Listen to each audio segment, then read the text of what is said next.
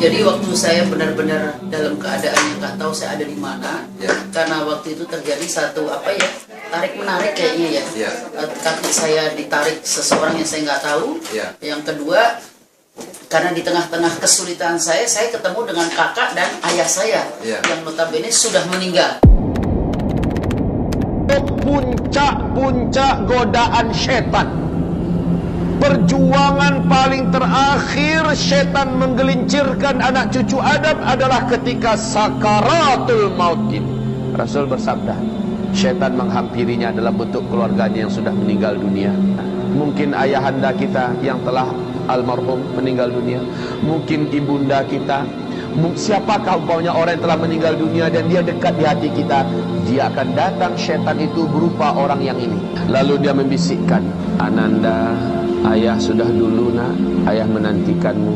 Ketahuilah agama yang lurus itu, agama yang benar itu adalah agama Yahudi nak. Masuklah engkau ke agama Yahudi ini, anggukkan kepalamu, isyaratkan engkau setuju nak. Bagi syaitan itu cukup pak. Kalau dia syaitannya syaitan Nasrani, maka dia akan menggoda nak, agama yang benar itu adalah agama Nasrani nak.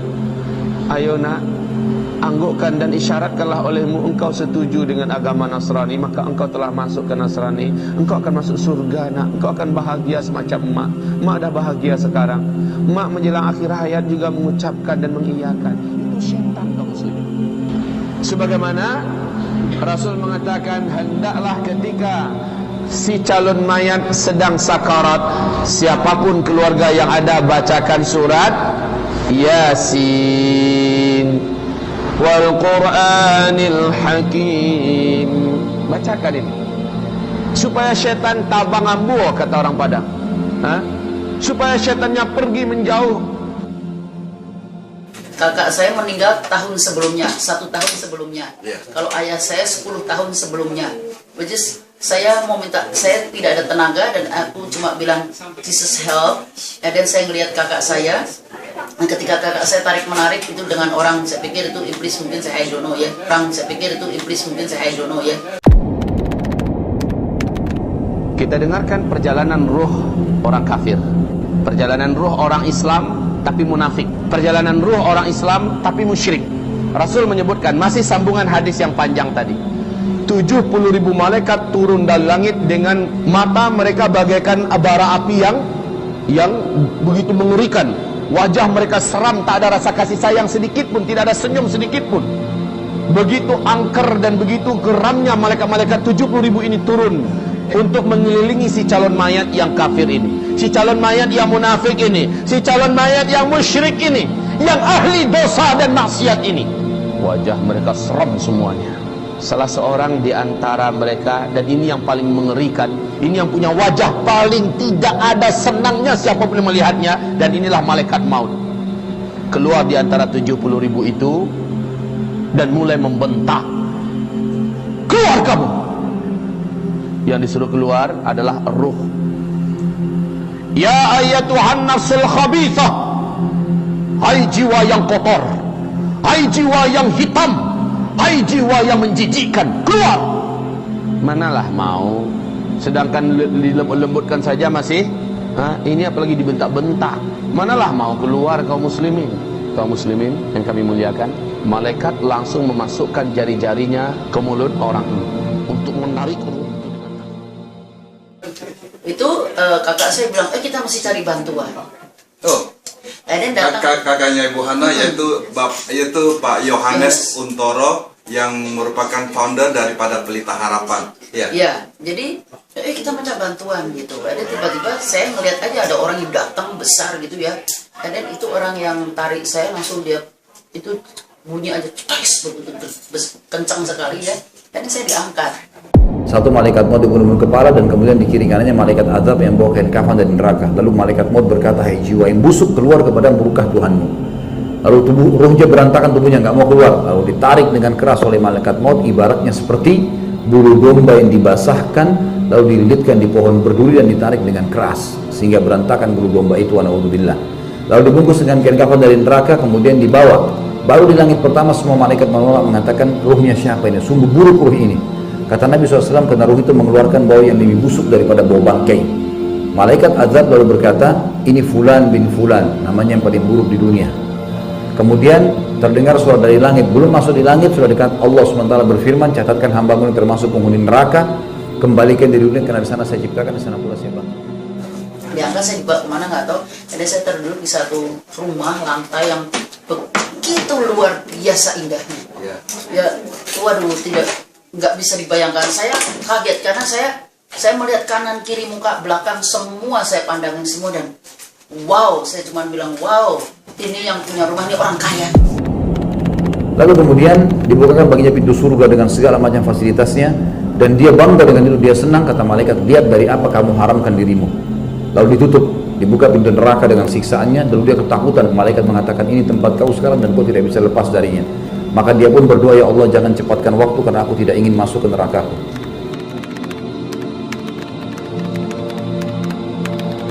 Di situ dia langsung dinampakkan pemandangan surga kepadanya. Dalam keadaan sakit dia melihat pemandangan surga. Ada namanya di situ. Dia ingin loncat untuk lari ke sana. Ditahan dia. Mau kemana? Mau ke situ tempat saya. Seharusnya memang di sini tempatmu yang Allah janjikan, tapi engkau telah meninggalkannya ketika engkau hidup di dunia. Engkau bermaksiat kepada Allah. Disegellah tempat itu dan ditutup. Engkau tidak akan menempatinya selama-lamanya. Lalu dinampakkan pemandangan neraka dan ada tempat penyiksaannya di situ. Kemudian dikatakan, ini tempatmu. Ini yang akan engkau tempati selama-lamanya, wahai durjana. Maka menjeritlah sang hamba celaka ini dalam kuburnya, Allahumma ajjilis sa'ah, ya Allah lambatkanlah kiamat, lambatkanlah kiamat, lambatkanlah terjadinya kiamat. Kenapa? Karena dia tahu setelah kiamat dia harus menempati tempat yang sudah disediakan itu. Mengerikan kaum muslimin. Lalu dia dimasukkan ke asfalas safilin, disiksa sampai hari kiamat. Karena saya nggak tahu ada di mana, saya cuma bilang ini pasti orang kaya punya. Ya, jadi saya cuma bilang begitu, dan saya lihat lantainya, saya mulai pegang lantai, saya pegang kanan kiri, dan ketika saya mau bangkit berdiri, saya pikir licin gitu. Jadi kayak ada genangan air, kayak ada air di atasnya gitu, jadi mengkilat sekali. Jadi saya pegang gini, ternyata bukan air. Ya, apa itu? I don't know ya, ini lantainya yang begitu luar biasa lah, saya nggak tahu dilapisin dengan luar biasa sekali ya. Dan saya pegangan jubah daripada orang ini, dan saya mulai berdiri. Ketika saya berdiri, sebetulnya saya pengen lihat yang punya rumah ini siapa. But I cannot see the face. Tapi Jadi, tahu ada orang di belakangnya. Ada orang, dan baju yang saya pegangin untuk saya bisa berdiri. Oh, pegang bajunya. Iya, saya pegangin itu bajunya. Bajunya warna apa? Putih. Putih. Oke, kayak jubah begitu. Oke. Dan kayak baju raja gitu ya, putih, tapi kalau baju itu kan tipis. Tidak sungkan pegang bajunya raja. Saya kan mau berdiri. Oh. Dia saya pengen ngeliat wajahnya, tapi saya nggak bisa ngeliat wajahnya seperti itu. Dan udah saya tanya, ini rumahnya siapa? Tidak ada jawaban. Dan saya keliling sendiri, jalan sendiri, dan saya mulai lihat itu di tembok itu seperti relief yang luar biasa, bermacam-macam batu-batuan yang luar biasa. Yang nggak cuman kuning, tapi aduh betul-betul dia luar biasa. Ini floornya yang saya lihat tidak ada sambungan. Kalau pernah lihat marble yang bagus, itu kan sebagus-bagusnya marble bisa ada sambungan. Ini rata, tidak ada sambungan. Dan saya jalan, dan saya mendengar paduan suara yang luar biasa, megah sekali. Waduh. Nah, waktu itu kakaknya di mana? Yang Yohanes Untoro yang I don't know. Sudah hilang. Saya nggak ketemu. Saya ngeliat, wih luar biasa sekali ini paduan suara. Dan saya tanya, ini siapa yang nyanyi? Enggak dijawab. Oh gitu. Enggak dijawab. Lagunya kayak apa? Lagu ada kata-katanya? Enggak ada, enggak. Cuma seperti senandung gitu. Iya, bunyi musik dan lagu, nggak bisa ngikutin lagu apa itu. Di ruang itu ada hanya suaranya. sendiri, Iya, sendiri saya aja. sendiri dan tidak ada orang lain. Nggak ada. Dan saya lari lagi, saya nggak lama saya lari, saya dengar lagi paduan suara anak-anak. Oh, suara anak-anak bisa dibedakan. Paduan suara anak kelihatan sekali. Orang dewasa sama anak-anak. Anak-anak kelihatan. Nyanyinya berbeda. I see. Tetap tidak ada jawaban. Saya pikir ya udahlah, saya asik dengan diri saya sendiri. Asiknya kenapa saya nggak pernah melihat orang di temboknya. Saya tidak pernah melihat rumah yang sebegini indahnya. Dan saya masuk, jalan terus, dan saya tiba di satu halaman yang wow, luar biasa indahnya itu taman. Dan saya ngeliat rumputnya itu di hati apa ya? Tenang sekali. Tenang sekali. Katanya rumputnya bisa nyanyi. No. Bukan, jadi rumputnya tuh halus ya. Iya. Saya pegang halus sekali, empuk halus deh gitu. Hijau gitu, di mata aja enak gitu. Iya. Karena saya lari taman yang ditata sedemikian rupa. Bunga-bunganya juga luar biasa. Aku nggak pernah nemuin bunga seperti itu. Iya. Besar, indah warnanya itu ya. Warnanya itu benar-benar apa ya? Nggak sama yang seperti saya ngelihat sekarang ini. Iya. Beda sedikit lagi, tapi di sana lebih bright, lebih shiny, lebih bagus deh pokoknya deh. Iya. Dan antara ini rumput dengan ini langit itu sepertinya dekat. Oh gitu. Sepertinya dekat bener. Dan itu damai sekali, itu langit, kita mandang langit mata nggak pedas, nggak silo, nggak apa. Ya. Dalil-dalil tentang surga. Ada nggak di surga ceritakan sesuatu yang buruk? Nggak ada. Keindahan, dipan-dipan yang luas, yang empuk, ya, permadani, pohon-pohon yang naungannya sangat luas, buah-buahan yang lebat, keindahan semua. Kalau kita bicara istananya dari batu dan emas, dari emas dan perak, kemudian airnya, sungainya itu ada dari 4 jenis. Dalam surah Muhammad dikatakan dari madu yang tersaring, air tawar yang manis, dari susu yang tidak basi, dan air tawar dari khamr atau minuman anggur yang tidak memabukkan. Karena warnanya indah sekali, luar biasa. Jadi saya lari ke sana ke sini, saya pegang itu, ini bunga apa? Ini kok warna bisa kayak gini? Saya nggak bawa Instagram sih, kalau saya bawa iPhone saya foto deh. Ya kan? Saya lari dan saya duduk, saya bilang, wow enak ya tinggal di sini, luar biasa.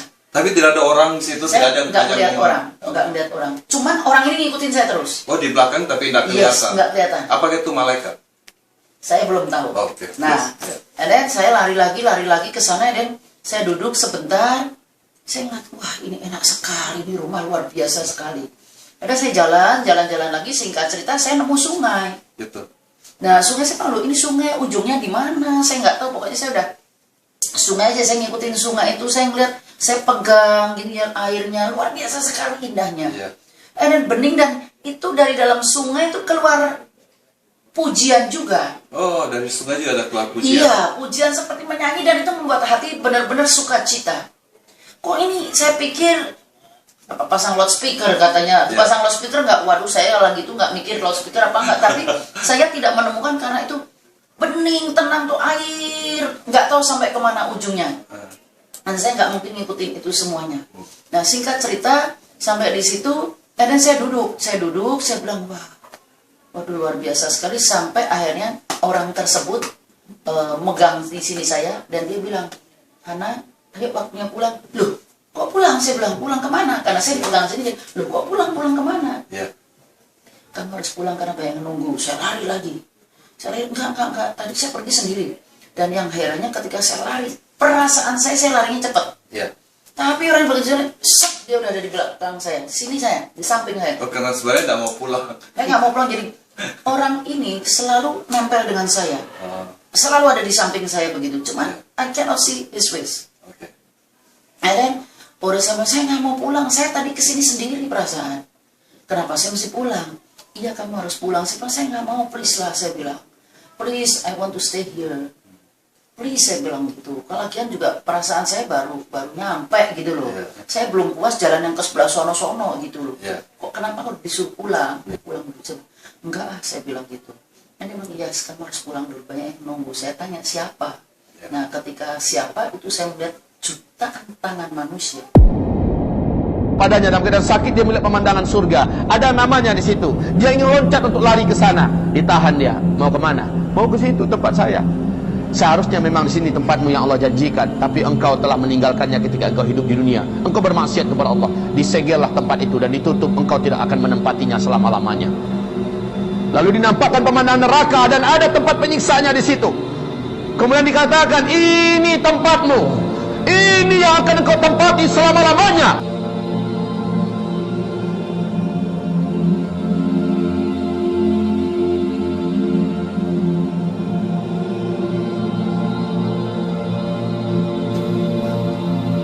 Jutaan tangan manusia di tengah-tengah tangan itu, dan mengatakan ada yang manggil nama saya. Ayo Han pulang dulu, Han pulang dulu. Pulang Waktu lihatnya ke bawah atau Saya di sini di melihat layar yang saya gimana? nggak di layar. Jadi tiba-tiba saya nggak jutaan Jadi tangan. depan gitu Ya, jumpa tangan seperti gitu. saya melihat seperti itu. Oh, mereka lagi panggil-panggil gitu. Iya, panggil dan ayo pulang, pulang. Iya.